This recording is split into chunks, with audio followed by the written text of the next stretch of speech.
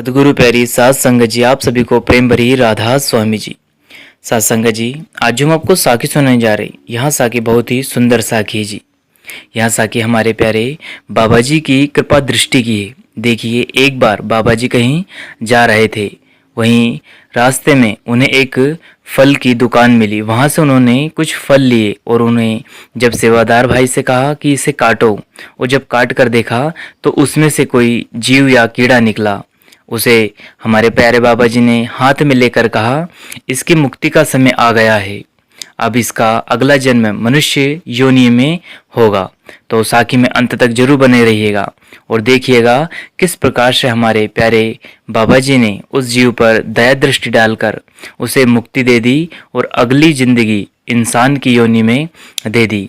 तो साखी में अंत तक जरूर बने रहिएगा और अगर वीडियो पसंद आए तो लाइक कीजिएगा, शेयर कीजिएगा और चैनल को सब्सक्राइब करके बेल आइकन को प्रेस कर लीजिएगा, जिससे कि आपको ऐसी साखी मिल सके जी।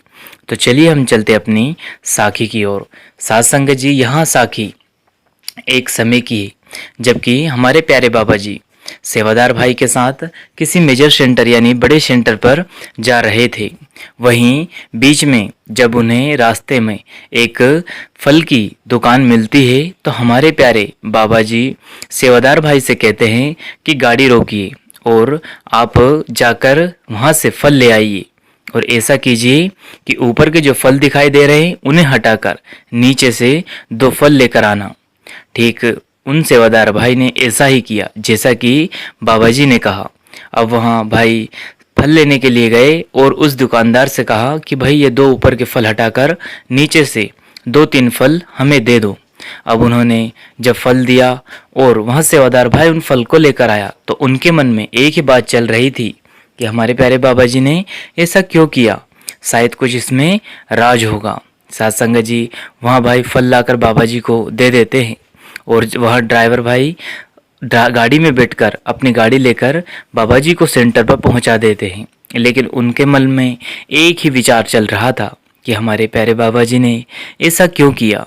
साथ संगत जी, देखिए, वह कुल मालिक तो जानी जान होते हैं, उन्हें हर एक वक्त पता रहता है कि कब कहाँ कौन सा जीव उनकी याद में बैठा है और कब कौन से जीव को कहाँ उनकी ज़रूरत है। वहाँ वो संत सदगुरु हमारे प्यारे बाबा जी पहुँच ही जाते हैं।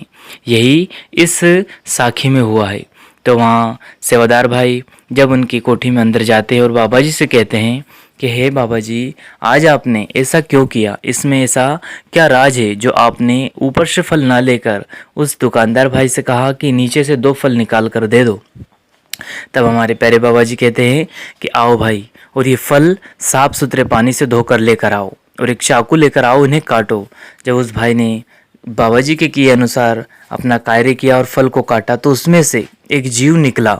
उस जीव को बाबा जी ने अपने हाथ में रखा और कहा कि देखिए, इस जीव का अंतिम समय आ गया था, अब इस पर कुल मालिक की दया मेहर से इसकी मुक्ति का समय है और अब इसको अगला जन्म मनुष्य की योनि में होगा जी, यानी मनुष्य देह मिलेगा। साथ संगत जी, देखिए, हम कहने को तो कह देते हैं कि केवल संत सदगुरु हैं और मनुष्य रूप धारण करके आए हैं, लेकिन वहाँ परमपिता परमात्मा देखिए हमें समझाने के लिए संत रूप धारण ही करके आते हैं और यही हमारे साथ भी होता है। अब देखिए, जब कोई जीव पर संत सदगुरु की दया दृष्टि पड़ती है तो उसके कई जन्मों के कर्म समाप्त होकर अपनी एक नई जिंदगी मिल जाती है। यही उस जीव के साथ हुआ। साथ संगत जी, देखिए, साखी में कुल मालिक ने छोटे से जीव पर किस प्रकार से दया मेहर करके उसको अगला जन्म मनुष्य की श्रेणी में दे दिया जी। अब देखिए, वहाँ कुल मालिक की कृपा एक जीव पर हो सकती है तो हम तो वो हैं जिन्हें उस कुल मालिक ने चुना है और नामदान की बख्शिश की है। तो देखिए हम पर कितनी दया मेहर वह परमपिता परमात्मा हमारे संत सदगुरु करते हैं। कहीं कमी है तो सिर्फ हमारी, हम ही पूरा वक्त भजन सुमरन में नहीं दे सकते जी। जिस दिन हमने पूरे 2.5 घंटे भजन सुमरन देना शुरू कर दिया, उस दिन से हमारी हर एक वह ज़रूरत जिसकी हम कुल मालिक के करीब जाएं वह पूरी होती चली जाएगी जी। इसलिए हमें चाहिए कि हम नित्य नेम से अमृत वेले उठकर भजन सुमरन करें जो मालिक की खुशियाँ प्राप्त करें जी। इसी के साथ अपनी वाणी को विराम देते हैं।